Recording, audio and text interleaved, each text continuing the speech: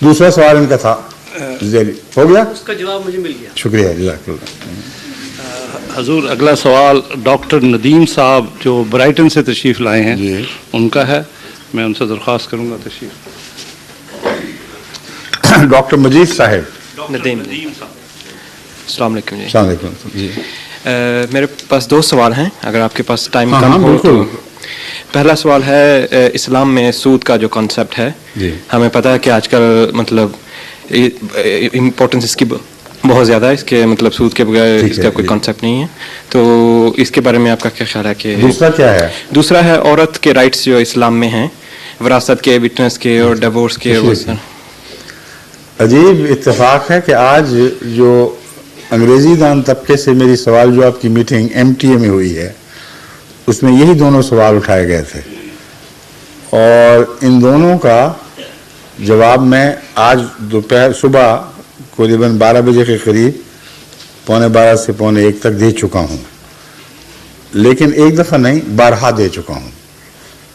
اور جتنے بھی میرے سفر ہوتے ہیں یورپ, امریکہ یا مشرقی دنیا میں فجی وغیرہ تک, یہ سوال اکثر سامنے آتے ہیں, اور میں تو نہیں سمجھانے سے تھکتا, مگر یہ چونکہ ٹیلی وائز ہو رہے ہیں پروگرام سارے, اس لیے لوگ یہ توقع رکھیں گے کوئی نئی باتیں بھی تو بات کروں, نئی باتیں تو بیان کروں.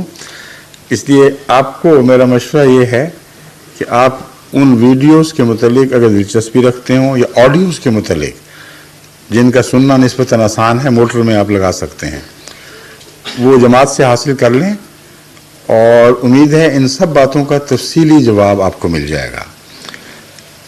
سود کے متعلق صرف اتنا کہوں گا کہ یہ ایک نظام ہے, صرف بینک سے قرضہ لینا دینا معاملہ نہیں ہے, ایک مالیاتی نظام ہے. اور یہ یاد رکھیں کہ اس مالیاتی نظام کو قرآن نے جنگ کے ساتھ چیلنج کیا ہے کہ اگر تم اس کو نہیں چھوڑو گے تو اللہ اور اس کے رسول سے جنگ کے لیے تیار ہو جاؤ. مگر کون سی جنگ اسلامی اس بات پر لڑی گئی ہے؟ کبھی سنا ہے آپ نے؟ مگر لڑی جاتی ہیں, کیونکہ اس کا مطلب علماء سمجھتے نہیں. مراد یہ تقدیر الہی سے تم ٹکراؤ گے, اور سودی نظام ہمیشہ جنگوں پر منتج ہوگا.